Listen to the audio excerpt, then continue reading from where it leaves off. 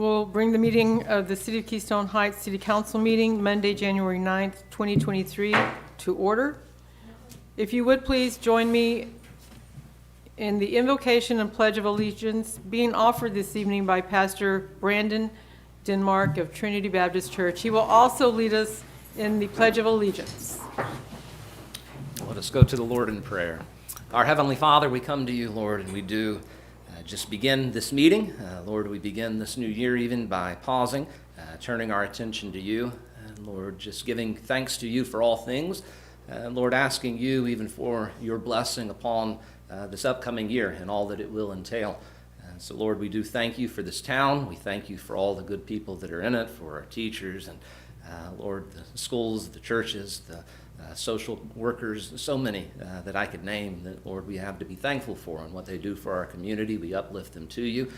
Lord, we just especially uplift this city council to you, this meeting even that's about to occur. Lord, uplift each and every one of them to you. For our mayor, I pray for our city manager, for the city attorney.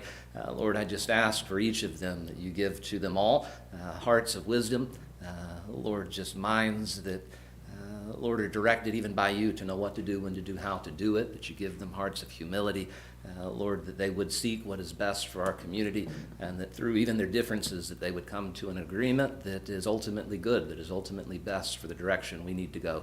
And so, Lord, we do just ask above all, give wisdom, give guidance, give direction, and all that is to come. We pray it in Jesus' precious name. Amen. Amen. Pledge allegiance. I pledge allegiance to the flag of the United States of America and to the republic for which it stands, one nation, under God, indivisible, with liberty and justice for all. Thank you, Pastor Denmark. Thank you. Ms. Rakowski, would you like to call roll, please? Mayor Lake, Here. Vice Mayor Hart, Here.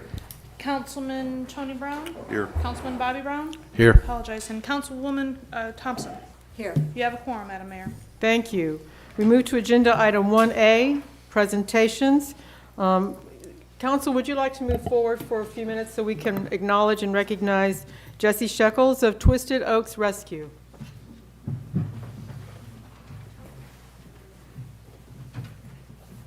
Jesse, would you join us up? Absolutely. Yes, ma'am. We'll put you in the center, middle. As many know, every month we've been trying to recognize someone in our community who is a person of impact. And Jesse, while maybe a little bit newer to our community than some other people we've recognized, has been here and has been doing a phenomenal job. So we're recognizing you tonight. We'll be giving you a key to the city, and we're going to acknowledge your presence and your power and the good things that you're doing. Okay?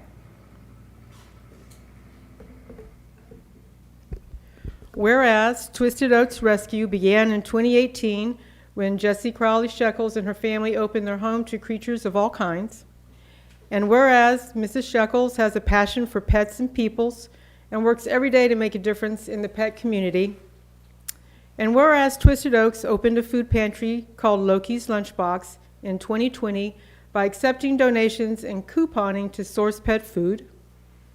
And whereas through food distributions and opening days at Loki's Lunchbox, Twisted Oaks Rescue supplements an average of 1,000 local pets each month.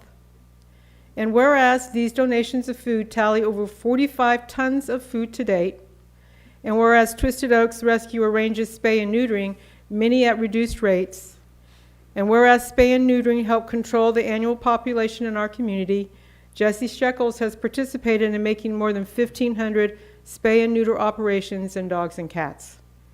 And whereas the City of Keystone Heights and its residents are thankful for Jesse Shekels' continued commitment to families in our community, and whereas the City of Keystone Heights and its residents recognize and appreciate the hours of care and compassion Jesse Shekels pours into our pet community, and whereas the City of Keystone Heights and its residents commend the leadership of Jesse Shekels for her steadfast stewardship, pets, and their families. Now, therefore, be it resolved that by the authority vested in me as the mayor of the City of Keystone Heights and on behalf of the City Council, I, Karen Lake, hereby proclaim Monday, January 9th, 2023, as Twisted Oats Rescue and Jesse Shekels Day. Is there a motion by the council to move this? I'll second it. Thank you. All those in favor say aye. Aye. Any opposed? Seeing none, motion passes 5-0. So what we have for you today, Miss Jessie, is your proclamation and keys. And I will give you a chance, if you want to say some words, you can say a few words if you feel like it.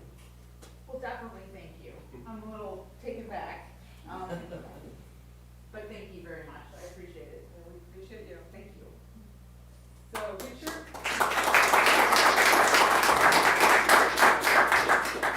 Sit together. All right, and smile.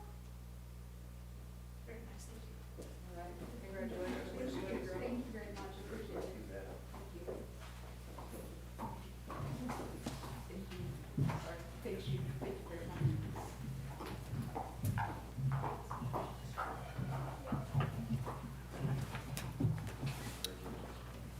All right, presentation 1B. Lake Region Development Corporation, Vivian Katz-James. Ms. James, would you like to come forward, please?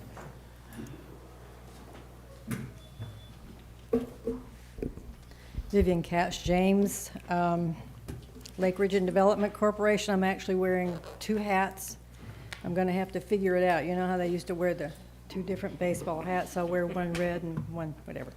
Anyway, I'm here tonight to basically talk to you about LRDC. I'm acting director, and just want to kind of update you and kind of give you a sense of where we're going.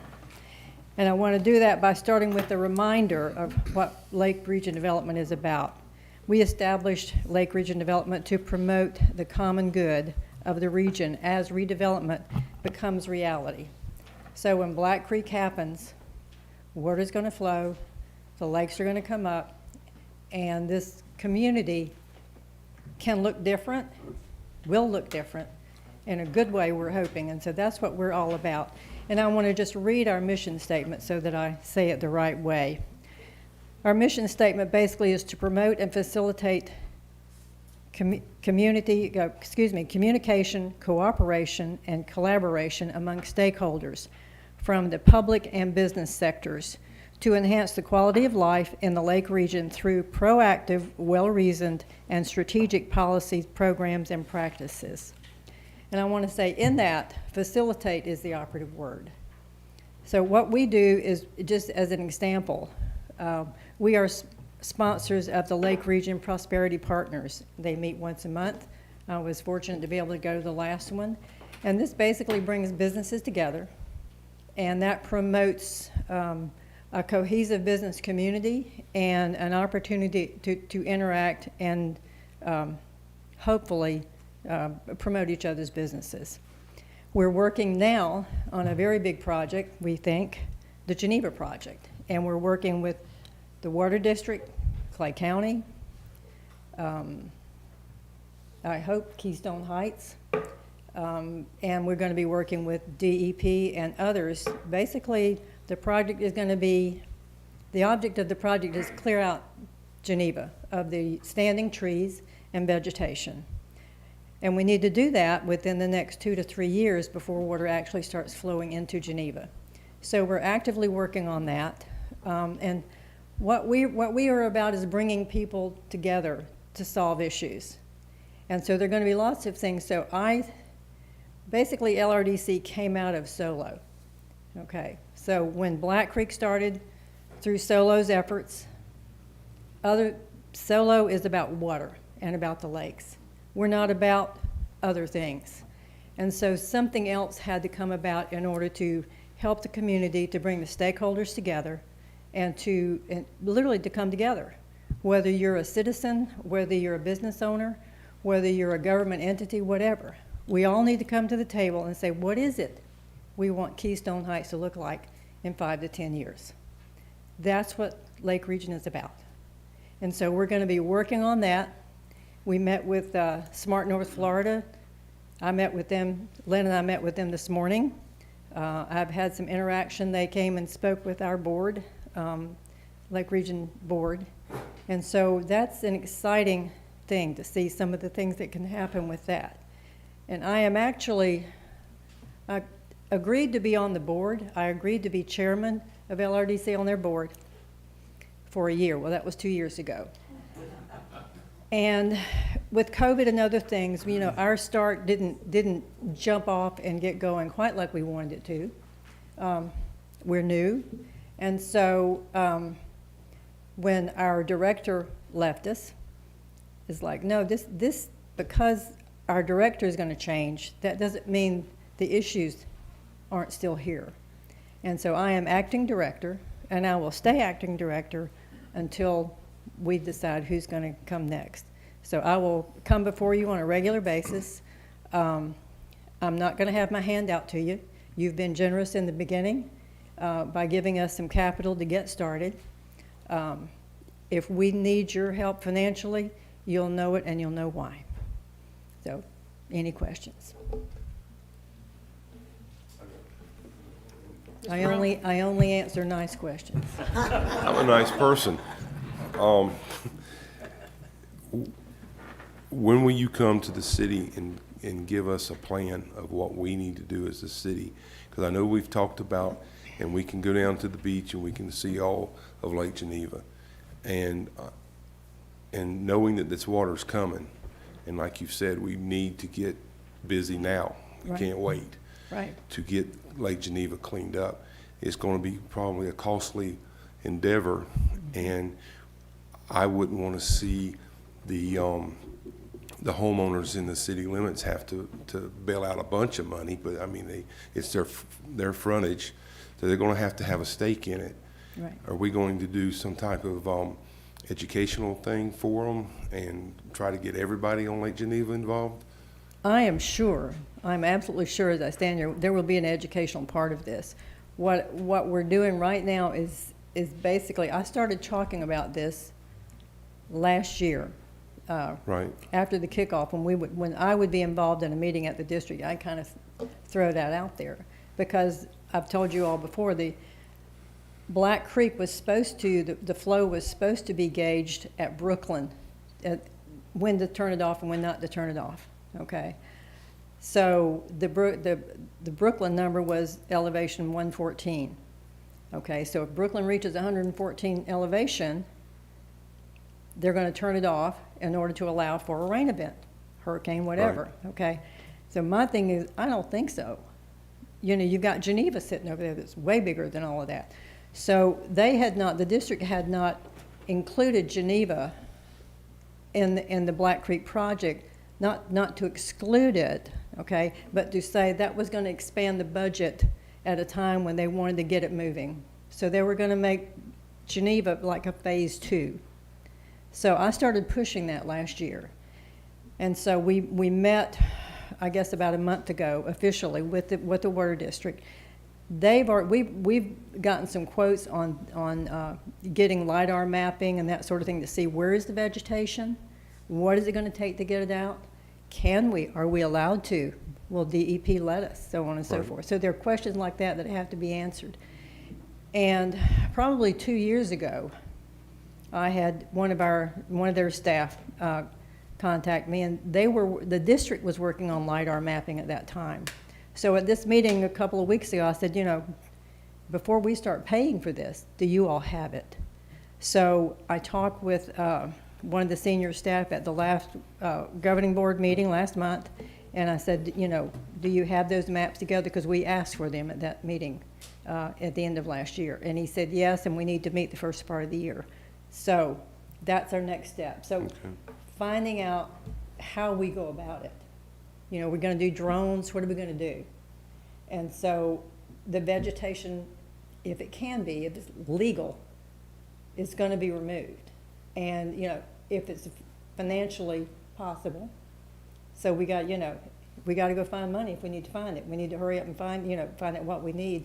But I would think that probably kind of like if you relate it to something like connecting to water, you know, if you've all been on sewer, septic, whatever, and then the city provides water and so you connect, I would think there would probably be some way to say, if you do this now, you know, we'll either do most of it for you or whatever. So to answer your question, I don't have an answer yet.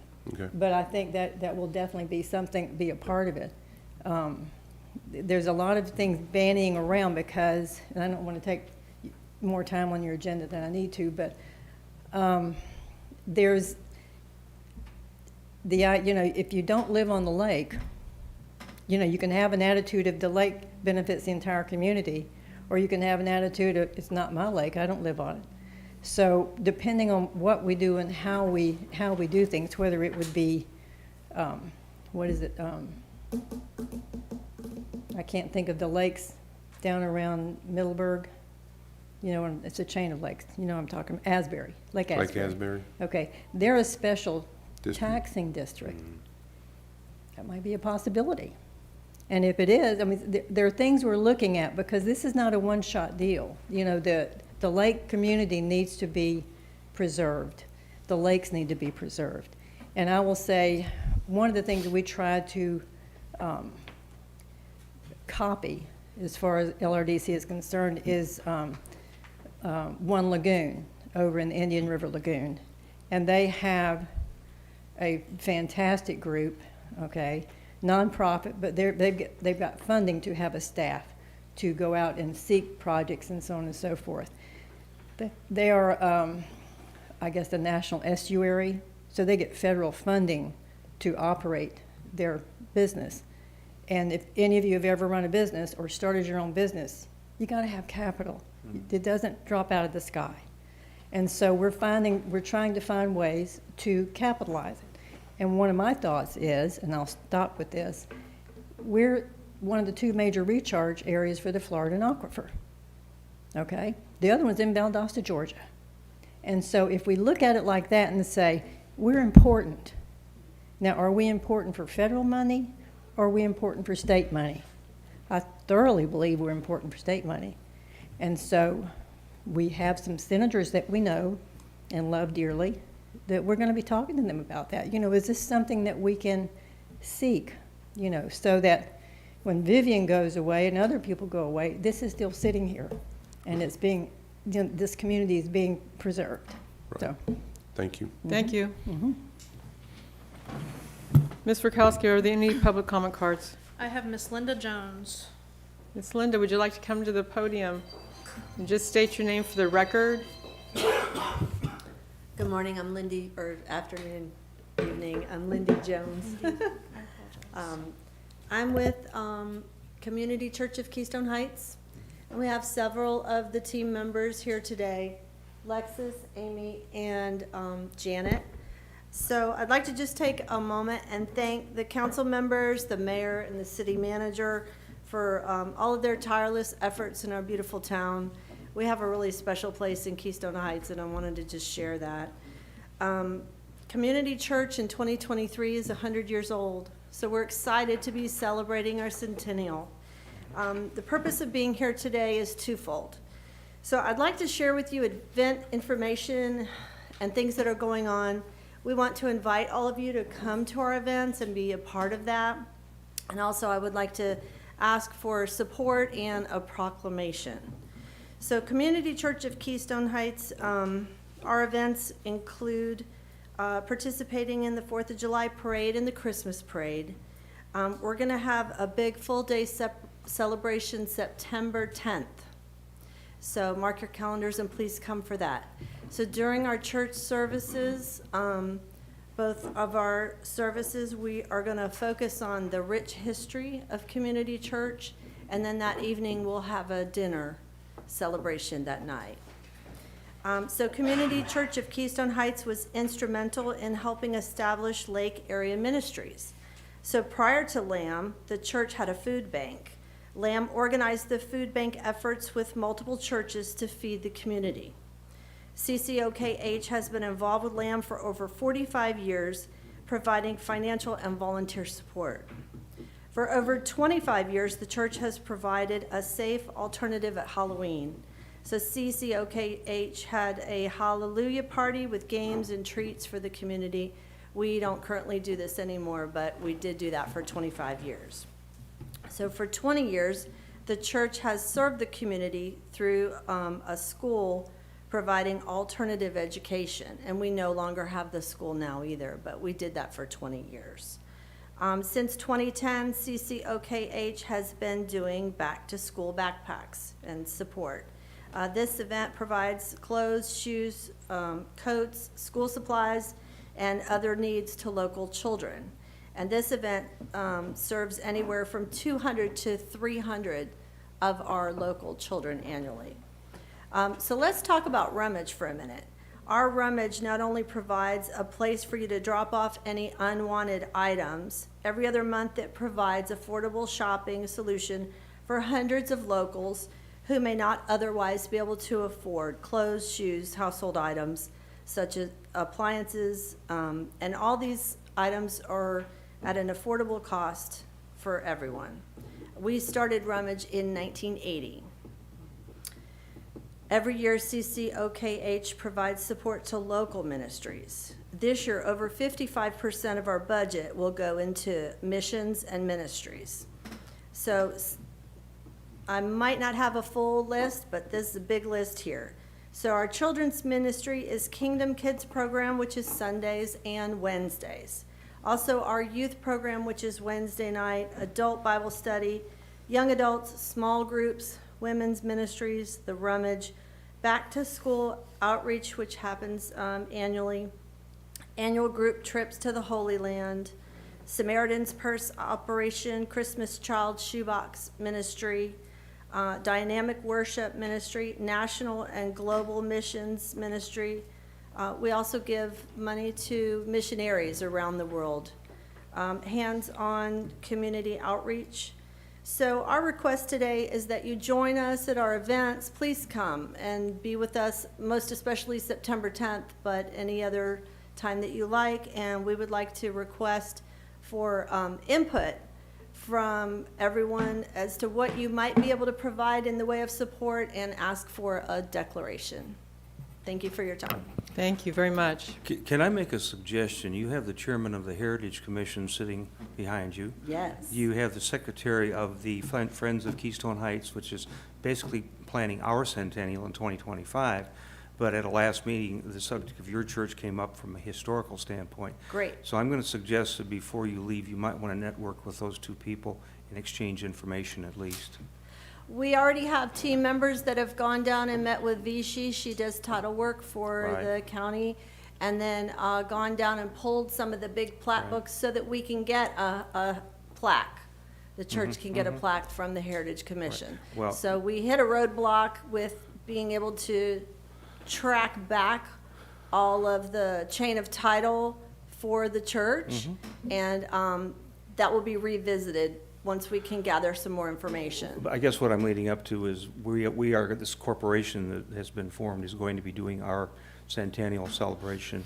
And if you scratch our back, we'll scratch yours, that type of thing. At least, it doesn't hurt to network. And in fact, sir. I think someone from our corporation was going to be reaching out to you or Ray or someone to just at least get the ball rolling so that your church would be involved in our celebration. Sounds great. We'd love to. Yeah, good. Absolutely. Good. Thank you. Thank you. Thank you so much, and I'm sure when the time comes, we'll be willing to issue a proclamation. We appreciate that. Okay? Thank you.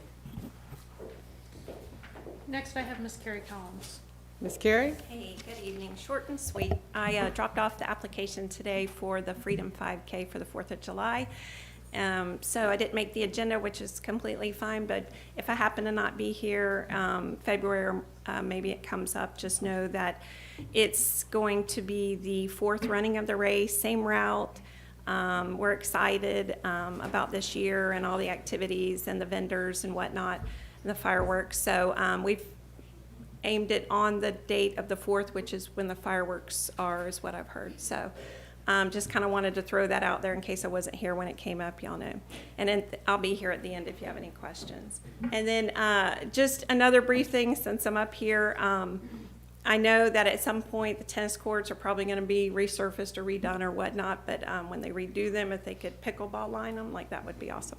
Thank you. No plug for the pickleball, though. No plugs. No plugs. Okay, any other public comment? I have none, Madam Mayor. Okay. Seeing none, we'll move to agenda items 3, public hearing resolutions. It's item A, 2022-599, second hearing, amending industrial zoning districts. Ms. Rakowski, you want to remind us what we're doing here, just so everybody has an idea? Absolutely. So this went to first hearing at the last meeting. I apologize that I was not here. I was sick with strep throat. However, with that being said, through several conversations with council and then also listening to the input from our residents, we drafted an ordinance that put smoke shops, regulated where smoke shops can go in those businesses of like. And so we talked about going into the industrial area, which we do have proper zoning for. This ordinance captures all of that with definitions. And I believe that there was first hearing last meeting. If there's any additional comments or questions, I'll be more than happy to answer them. Are there any questions now of staff? I don't have any questions, but after the public hearing, I've got a couple of comments. Okay. Any questions of staff on the Brown side? No? Seeing none, we will open a public hearing. Is there anyone who wishes to speak to this agenda item?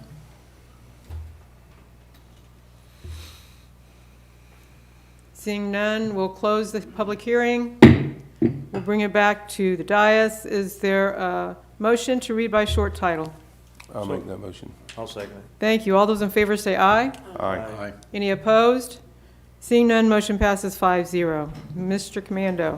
Yes, Madam Mayor. Ordinance 2022-599, an ordinance of the City of Keystone Heights, Florida, amending Chapter 17 Land Development Regulations, Article 2 Basic Definitions and Interpretations, and Article 9 Zoning Districts and Zoning Maps to add definitions for a cannabis dispensary, smoke shop, and tobacco store, to amend the use by exception in industrial zoning districts, providing for conflict, providing for severability, and providing an effective date.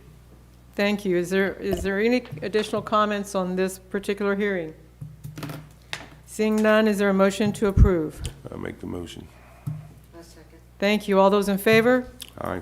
Aye. Any opposed? Seeing none, motion passes Madam Mayor, 5. for the record, I'd just like to 5-0. enter something.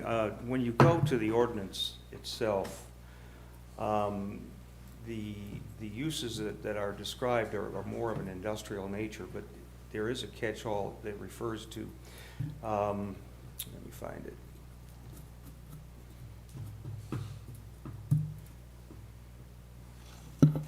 Refers to commercial activities relating to the character of the district and are also permitted. In other words, it's sort of a catch-all, and I think we need to have something on the record to show that this is of recreational nature. We already have recreational things in that neighborhood with restaurants, entertainment, bars, and that sort of thing. So I think we should have a nexus tying this particular use to that particular district, and I would just ask that that be made part of the record. So it is. Agenda item 4, events. Ms. Rakowski, do you want to take the MotoSurf? Yes, Madam Mayor. In your packet, you have an application filled out from Clay County Tourism regarding our second annual MotoSurf event. They're requesting MotoSurf to come on April 19th for setup. Races will be the 21st and 22nd, with teardown on the 23rd and vacating our property on the 24th. This, much like last year, asking for all of the beach area as well as the beach parking lot for their moto skate. And then for road closure from the tennis courts to State Road 21 or South Lawrence Boulevard. That way we can make sure that pedestrians are capable of passing safely. We will be incorporating our spring fling with this event again. That way we have attractions that are going on throughout the races on Saturday. We're very excited about all of that. And then there will be parking across the street in the natural park for those who are going to be competing or helping set up. It'll also be broadcasted nationwide. Any update from Florida League of Cities? So it is a very busy week that week. We do have Clay Day up in Tallahassee on the 19th with return on the 20th. And then our dinner, Florida League of Cities dinner, was scheduled for the 20th, which is that, I think, or the 19th, that Thursday. We have asked the Florida League of Cities if we could please swap dates so that our dinner will be May as opposed to April. They believe that it shouldn't be an issue, but the individual who makes that final decision will not be back until tomorrow. Okay. All right, you've seen the application. Is there a motion to approve? Move to approve. Thank you. Is there a second? Thank you. All those in favor say aye. Aye. Any opposed? Seeing none, motion passes 5-0. So exciting to welcome them back. Year 2 is it's important. The consent agenda. A through F, financials November 2022, payables November 2022, minutes for the council meeting, minutes for the workshop, minutes for the CRA, and the Clay Election Council Room lease. Is there a motion to approve the entire consent agenda? I'll make that motion. Thank you. Is there a second? I'll second. Thank you. All those in favor say aye. Aye. Any opposed? Seeing none, motion passes 5-0. We're moving to appointments. Agenda item 6. We'll start with the item A, Keystone Heights Airport Authority, seat 1, Charlie Van Zant. You've seen all of the applications. What is the will of the council? I make a motion that we accept Charlie Van Zant's application for seat 1. I'll second that. Okay, all those in favor say aye. Aye. Any opposed? Seeing none, motion passes 5-0. Keystone Heights Airport Authority, seat 2, where there are 2 applications for this particular seat, one from Mr. Chad Rashar and one from Mr. Rex Seamer. And I know he's in the audience. I hope I did not butcher up your name. No, Seamer, is it? Yes. Okay, thank you. We have 2 applications. What is the will of the council? Mr. Seymour, your application is sort of sparse as far as your background and your education and that sort of thing. Perhaps you could tell us a little bit Would you about like to come to yourself? the, yes, please come to the Yeah, podium yeah. so you're on mic. What would you like to tell us? Well, I was a firefighter paramedic. Started in the city of Stark, worked there almost 5 years. I then transferred to the city of Orange Park due to the money. Stayed there almost 5 years and then went to the city of Jacksonville. Prior to that, or during part of that time, I was an officer in the Florida National Guard at the rank of a captain. I'm an ordnance officer. Before that, I was enlisted. I was one of the select few. I was a Special Forces Green Beret. I was infantry airborne. I have part 18 hours toward an MBA from the University of Maryland. I think that's plenty. Yeah, that's Yeah. fine. First of all, Any questions? That makes you a Terp, is that right? Sir? You're a Terp then? Maryland, isn't that Yes, sir. Terrapins? Okay. A I'm sorry. Terrapin. Yes, sir. Okay. Do you have questions, Mr. Brown? I read over your application, but then I searched you in Facebook because I didn't know who you were. One, thank you for your service. Oh, thank you. And 2 is even though I was a volunteer fireman for 40 years plus, thank you for serving the community as a firefighter. And honestly, that's to me, and you know that, Mayor, that firefighting is a special Reed, breed. thank you. And thank you. But looking over, I believe with his experience he's just told us, the military background and the fire service and everything, I'd make a motion to accept Mr. I'm just going to say Mr. Rex because I don't know if I can pronounce your last name right. Seamer. Seamer, okay. German. For seat 2. Is there a second? I'll second that. Thank you. Are, And can I make one observation? I notice you're not a pilot, so we're not going to have to worry about whether or not you have a conflict of interest with hangar rentals and that sort of thing. No, sir, but I have jumped out of many a different type of aircraft. you'll have some friends there that you maybe want to revisit. That's just an observation that I have, that I yes, think makes you even more qualified. Thank you. So, All right, we have a motion and a second. All those in favor say aye. Aye. Aye. Any opposed? You're unanimously approved, 5-0. Thank you. Item C, Keystone Heights Airport Authority, Bradford County seat, and I know I cannot pronounce Mr. Say it again. Dagenet. Thank you, it's French. Sounds French. Mr. David Dagenet. Is there a motion to approve Mr. Dagenet for the Bradford County seat? I'll make that motion. Thank you. Is there a second? I'll second. Awesome. All those in favor say aye. Aye. Any opposed? Seeing none, motion passes 5-0. All right, so we've dealt with the airport. Mr. Kirkland, you have a full board now, right? Yeah? Yes, did the city council understand that there was another candidate, Mr. Richard, who's an existing board member? Yes. Yes. Agenda item 7, city business. A is golf carts regulations, and I believe Ms. Rakowski, you're going to take lead on that? Yes, ma'am. In your packet are draft regulations for golf carts. I went through in the ordinances that we brought in front of council, put them together, went through our ordinances and what you have are proposed language. We can talk about regulations. Please let me know if there's any additional changes, and then whatever's decided on, we can move forward into ordinance form for next month.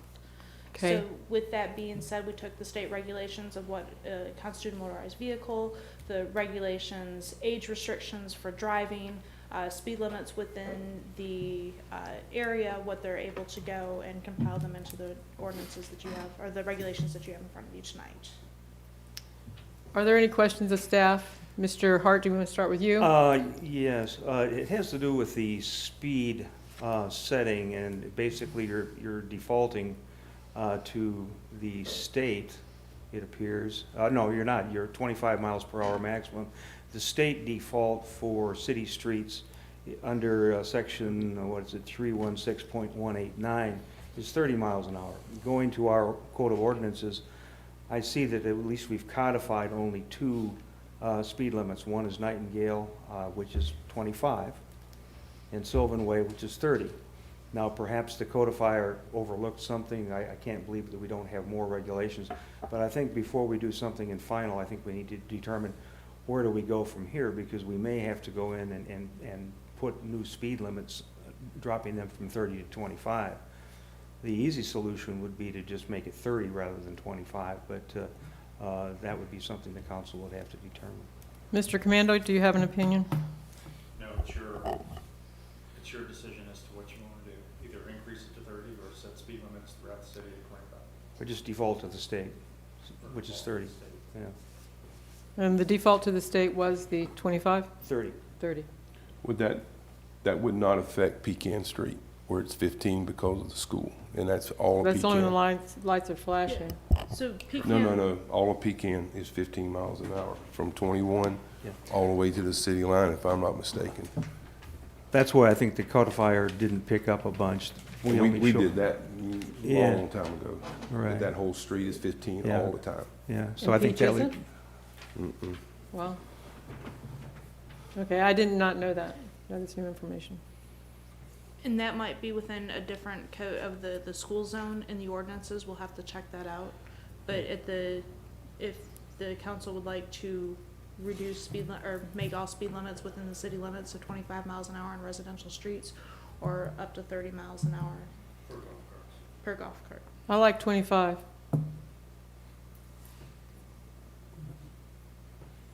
well, we could do a blanket ordinance. If something didn't get picked up, we could do a blanket ordinance setting 25 as the speed limit within the city. It's sort of a universal thing. We want to do it that way. We can draft that next meeting, right? For ordinance. There is a reason, I can't remember what it was, but there was a reason why it was requested for Pecan to be Pecan. 15 miles an hour. Yeah. Well, And that's the school bus zone. I mean, that makes a lot of sense. Yeah, and it goes on the other side of Orchid also, all the way to the city line. It's 15 past the football field. Okay. Yeah, and Berea is posted at 25. That might just be a bandit posting, but I don't know. I don't know. All right, will of the council, any more opinions, any more ideas?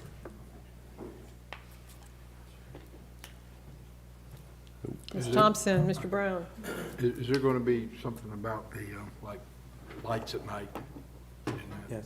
That's- Yeah, let's nail down the Oh, speed I'm limit. sorry. Well, since anything that goes over 20 miles an hour has to be state legal, according to this draft, if we went to 30, we would be in line then with the state statute, and then we wouldn't have to go ahead and start putting up a whole bunch of new signs. If, you know, it would save the city some money, just default to the 30.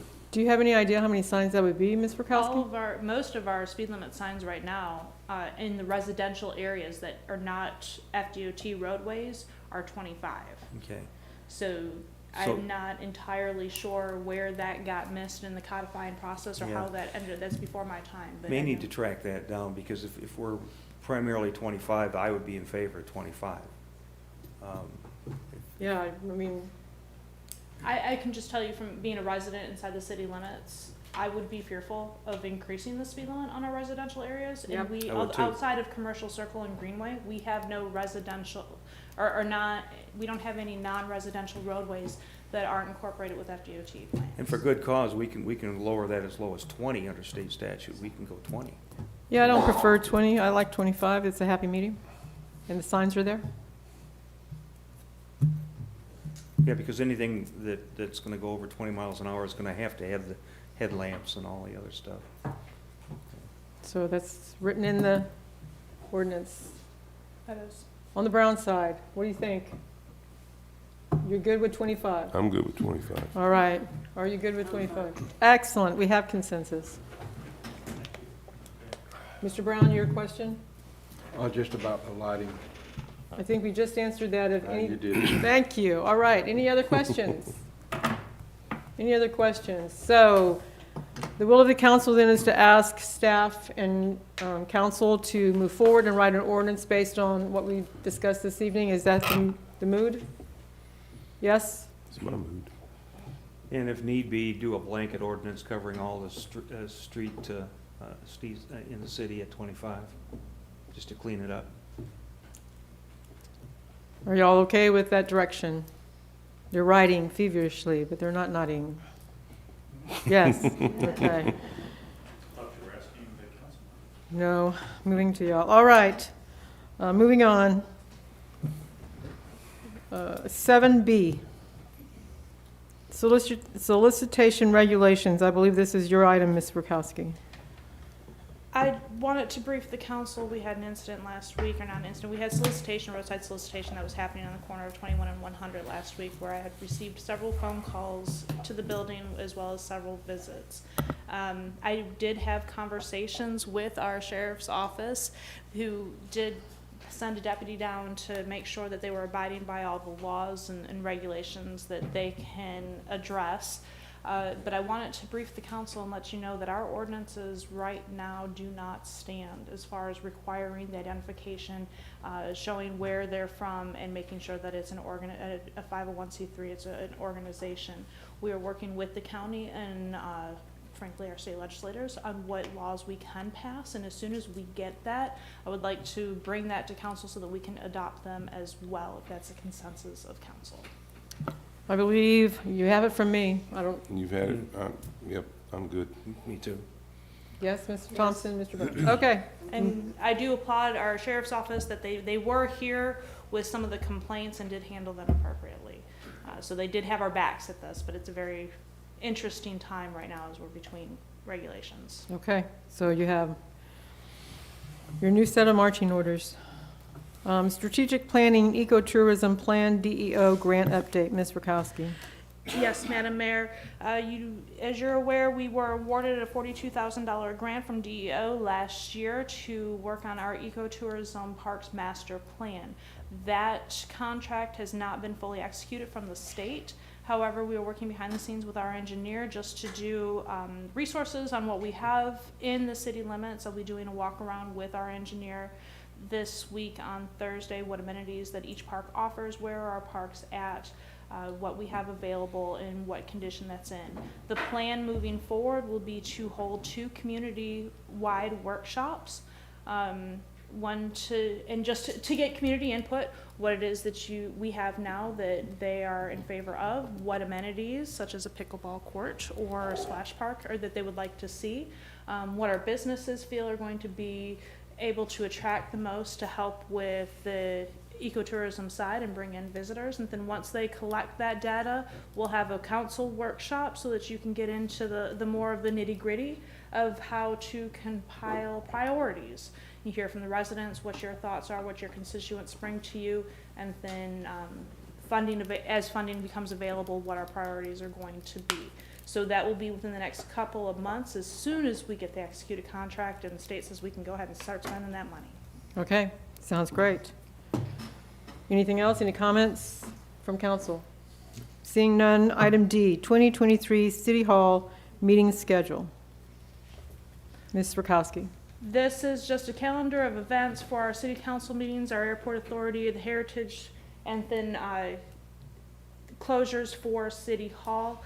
I wanted to give this to council for your information, and then we'll be passing this on to the county as well as CCSO and other agencies so that they're familiar with our dates as well. Okay. You want approval of this, or is this just knowledge? This is set. There's nothing additional. Okay. Thank you for the information. 7E, vandalism update. Ms. Rakowski. And then, as you saw on Facebook over the Christmas break, we did have some vandalism issues. I had conversations with our fantastic, and I can't stress fantastic enough, sheriff's office and our sheriff herself about what we do with the vandals and how can we address this. The conversations started between the city and the airport of, we keep getting checks that are being written by parents as damage is done, and then they sent in their $1,000 check or whatever that amount is, and we're having repeat. And so the conversation was, we have insurance, and some of the damage is not necessarily monetary. It's drawing obscene things all over our playground or our picnic tables that takes time to remove. The airport has agreed that if it's appropriate, we can petition for community service, and they have a great big large infield and push mower. And a push mower. I like the push mower. Sling blade. Don't give them that. So I spoke. That means you haven't mowed in a while. In August. So I spoke with the sheriff, and she gave me direction on the appropriate way to go about this. And it's finding, once the vandals are caught, finding the state attorney's office that's representing the case, having conversations with them so that they can have their day in court and due process can be taken care of, but we can ask for community service hours. So I wanted to bring this in front of council to get consensus if this is the way that you would like us to proceed moving forward as we have these vandalism issues occur, and maybe a little bit of labor will deter them from In doing it August. again. In August, With the with the push swing mower. blade.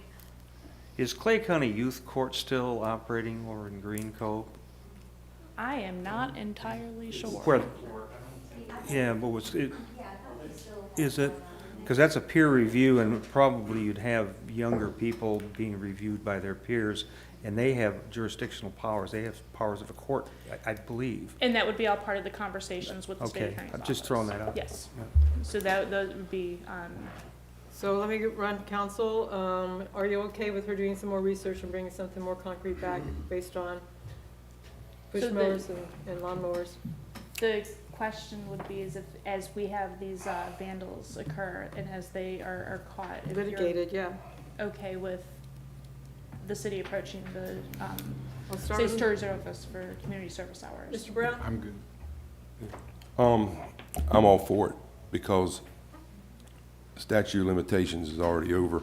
But many, many years ago, the big thing. We are going to see a football game tonight. Okay, I won't do my hunting. But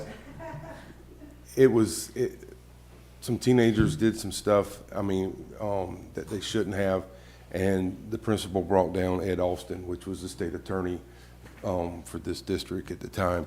And yes, they dug ditches, they did community service for the city, and I think letting mom and dad just pay it off, I think they need to work it off. Yeah. And because I'm all for the airport or whoever. Put them out there trimming bushes or whatever. Okay. Does our magistrate have the power to issue an injunction of some type to require these kids, to, assuming they're children, to go ahead and do some public service in lieu of a forfeiture? I don't know the answer to that. I'm just throwing that out. The judges, yeah. Yeah. Our magistrate could do that. Oh, our magistrate. Our magistrate, yeah. And he happens to be in the room. That's right. So this is an important question. I don't know what his authority is as far as sentencing. I know he can impose the $500 forfeiture. Might be something that, At $10 an hour, how many hours would that be? I don't You know, know? but might be something else we'd have in our quiver to use if we wanted to keep it local. Okay, so just confirming with members here, everyone's in favor? Yes. Okay, we're all in favor. We're moving to committee reports. Agenda item 8A is budget and finance. We don't have anything there. Madam Mayor, we do have a budget and finance meeting coming up February 22nd, and I'll send out a calendar invite. Okay.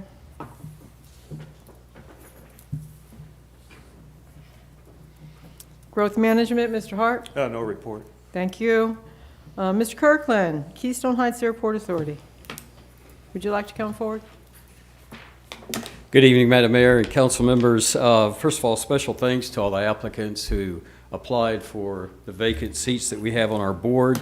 I look forward to working with Mr. Van Zant and Mr. Seamer and continue to work with Mr. Dagenet. I have 3 items, and I'm going to briefly just touch on highlights from that. The first is our 80th anniversary celebration. Probably one of the best events that we've had in years. Well attended. It's estimated over 2,000 people attended. We had them drive in and fly in from Georgia, South Florida, just all over. We were competing with some other community events. The firm had a huge racing event going on. The city of Williston Airport has an annual barbecue that literally hundreds of pilots fly into every year. So that was going on. I actually think some of those came over after the barbecue to our event. But anyway, here's an interesting thing. MHC Rockland opened up one of their P3s, and the lines were so long that they had to open a second one. They were estimating that there were 1,000 people that took tours of their P3s. And another great thing, over 60 youth were able to take advantage of the Young Eagles free flights from the Live Oak Experimental Aircraft Association chapter that's there in Live Oak.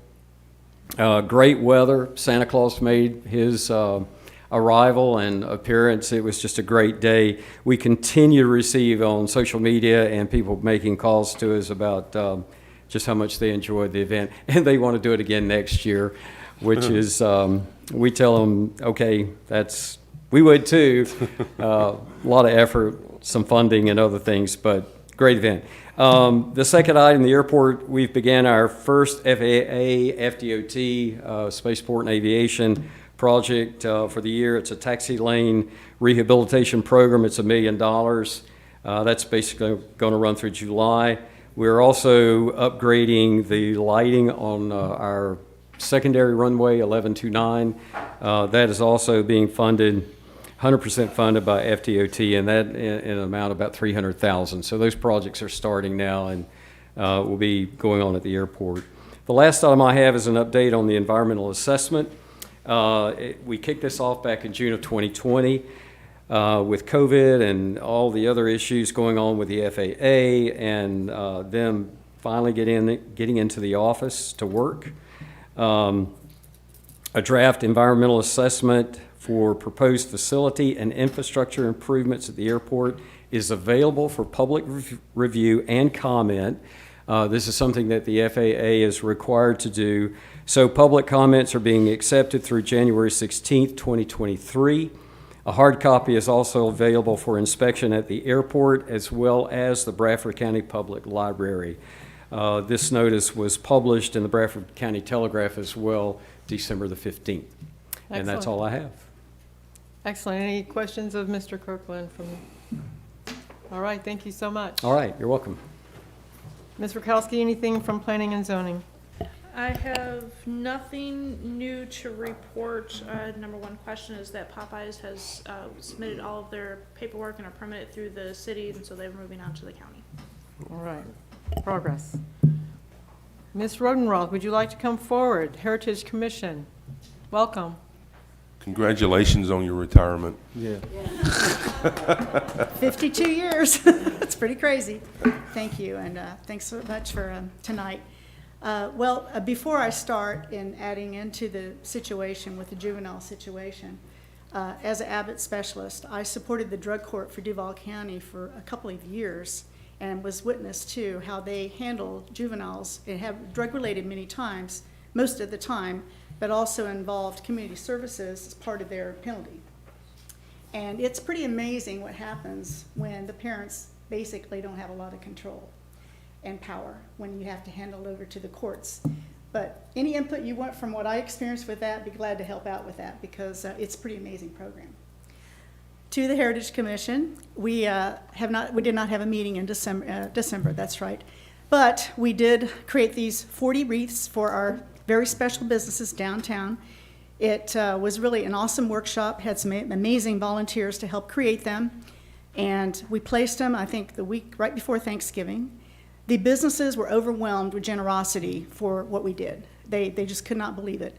And we did collect all of them last week, and they're being stored with the city and their location and everything, which Kenny and them have been so gracious in helping us.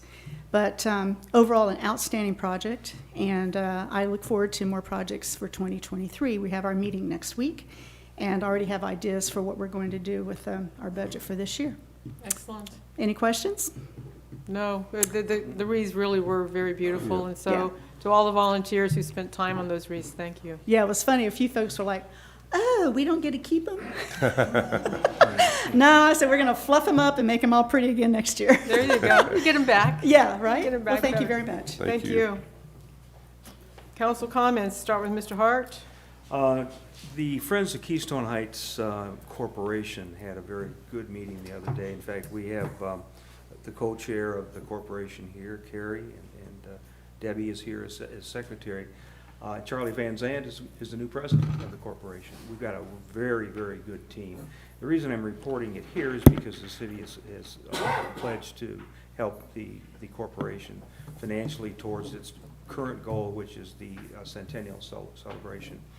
But where we're at right now is we're going to be filing for a 501c3, a solicitation permit from the state.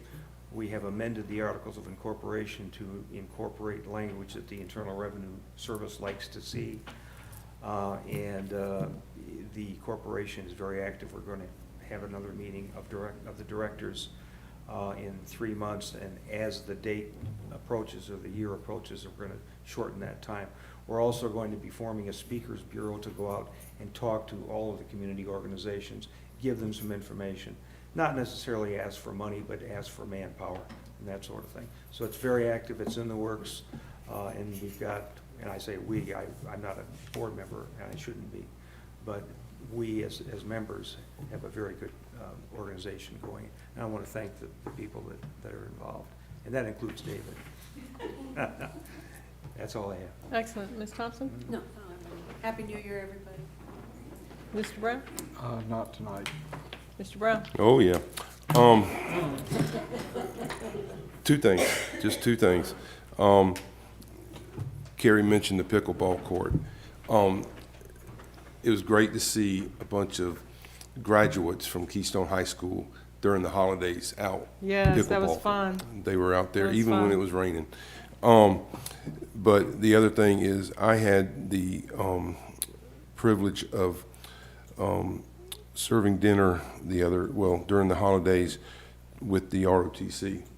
And being that I was in ROTC back in high school, that was a time that I'll always remember, and to see what the ROTC here in our high school is today.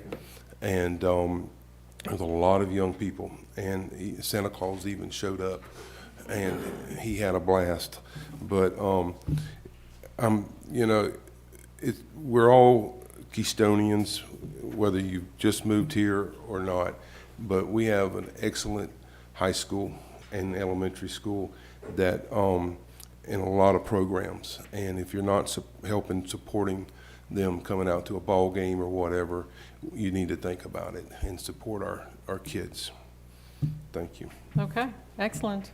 It was a very busy month for all of us, with the holidays. Some of us, even in this room, participated in Reality Check at Keystone Heights High School. It's really funny. I worked the DMV table, so the kids would go and get their identity, whether they were married, single, had children, or what their status was. And then they'd head to the bank to get a loan for a car. And then they'd have to come and they'd have to tag that car. And when they got here, one young man just cracked me up. I mean, this takes you back some years. He comes up and he's an attorney, okay? He's an attorney, he's married, he's got 2 children, and they're 1 and 2 years old, and he bought a Corvette. Yeah, you guys get it, right? And it's kind of like, young man, where are the car seats going to go? Joe, there is hope. There is hope. So he went back to the bank. He got another loan and bought a car that had a back seat. And he came back over here, so now he has 2 cars he's got to tag. But you got to teach him. But the reality is, the car seats aren't going to fit in the Corvette. It was a fun day. And I want to commend the airport for the 80th anniversary. That was really a fun time to go out there and see all your hard work. There was a new event at Keystone Elementary. It was called the Christmas Shop, and qualified families were able to come in and buy gifts at a reduced cost of 80%.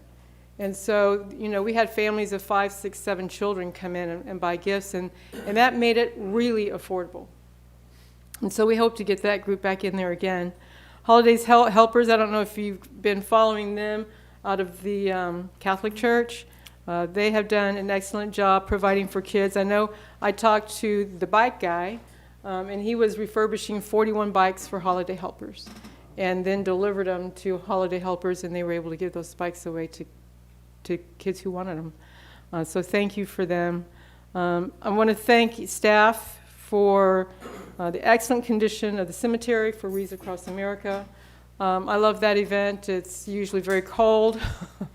This year wasn't so much, and thank Todd for helping with the chairs. We had a really lovely time honoring Joan Jones, who established the event, and recognized her for her efforts all these years. It's always a wonderful time. And then once the wreaths have been laid, and there were over 500 graves, veteran graves in our cemetery, it was really wonderful to look out upon the cemetery and see the respect that people came and declared for these veterans. It was really special. We did the Kiwanis Christmas Parade and Extravaganza, thanks to staff again for an excellent day. It was a fun day to be in Keystone. Mission of the Dirt Road, the Christmas brunch, we went there and were able to give out baskets to families. And then just a fun time with the Junior Women's Club. I got to be Santa's helper for a day. It was a lot of fun. Ms. Rakowski, any words for us tonight? Yes, just a couple of things. We are still in need of a canvassing board member. I need an elector of the city, a resident of the city that is registered to vote to serve on our canvassing board. I'll ask somebody. I know someone. So anybody that we can bring to the February meeting to get them on the board would be appreciated. We should be seeing some survey work being done at the corner of 21 and 100. This is due to the TPO study that's been requested, and they'll be starting this calendar year to conclude, and then they'll come to the city council meeting to present their findings. This is traffic flow, things that can better improve that intersection. With that being said, I will not be able to attend the Airport Authority meeting tomorrow night, as I will be at the Board of County Commission meeting talking about their list of priority projects and making sure that the Airport Authority's project stays on that list for the Airport Road. We have a couple of events that are coming up. Please don't forget and mark a calendar for the transportation meeting that's going to be held at the Keystone Beach Pavilion this Wednesday. It's going to talk about public transportation in the area. It'll be held at 6 p.m. And then our Northeast Florida League of Cities Dinner is going to be held in St. Augustine Thursday, January 19th, if anybody would like to attend. That way we can put in your reservation. It's a good one. It is. It's a good one. Not as good as ours, but it's a good one. If you got to drive, it's pretty decent. All right, Mr. Commando. Just Happy New Year.